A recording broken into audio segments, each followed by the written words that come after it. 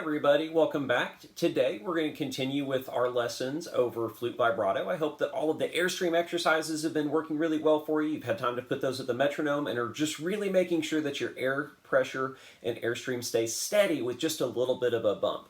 Remember, vibrato is just something that adds a little bit of extra sparkle to your sound, and it gives us just that little bit of wave and fluctuation to make it more vibrant. And then if you're playing with somebody else, it can also kind of disguise some slight tuning issues to help you out. But remember, nothing will forgive bad tone, so make sure that you're doing tone exercises to help with that as well. And so just like we talked about last time, vibrato comes from spinning the air in your throat, saying more of an ooh syllable instead of using your abs. And so if we put it on our flute, this is what it would sound like if we're using our abs.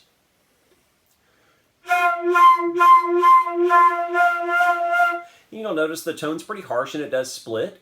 We don't want to stop our air between. We want to keep everything continue. We talked about that last time. And then we also want to make sure that as we're playing that each of the air pulses is even. If we have uneven air pulses, here's the sound that we get.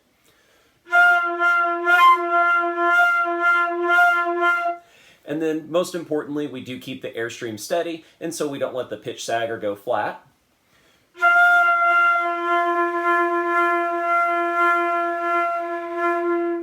Or anything else, and you notice that it's also really difficult to keep everything in tune and keep everything in tone at the correct register or octave for you. And so just like we did with our airstream exercise in our hand, we played it in quarter notes. We're going to do that same thing with our whole entire instrument. So here's an F at quarter note equals 60 if you'll join me.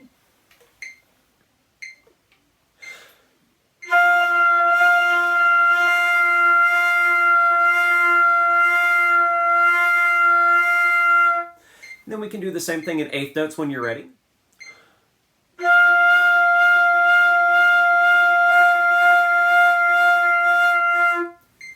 And then eventually we can move it to triplets.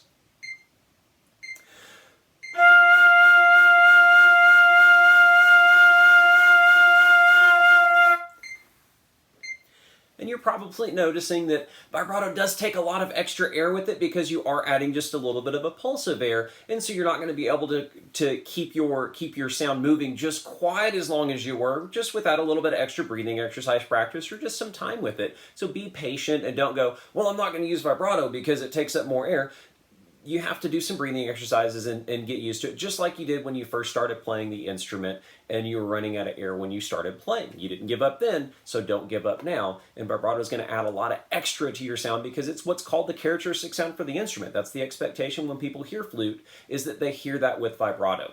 And so after you've done that with the long tone for a while, you're probably going to get pretty bored. So we can do that with a scale. So let's take our B flat concert scale, for instance, and let's play that in half notes. And you can use quarter note vibrato, eighth note vibrato, triplet vibrato. For us today, we're going to go ahead and use triplet vibrato. And again, you have to start slow before you can speed up. So let's start with that metronome at 60 beats a minute.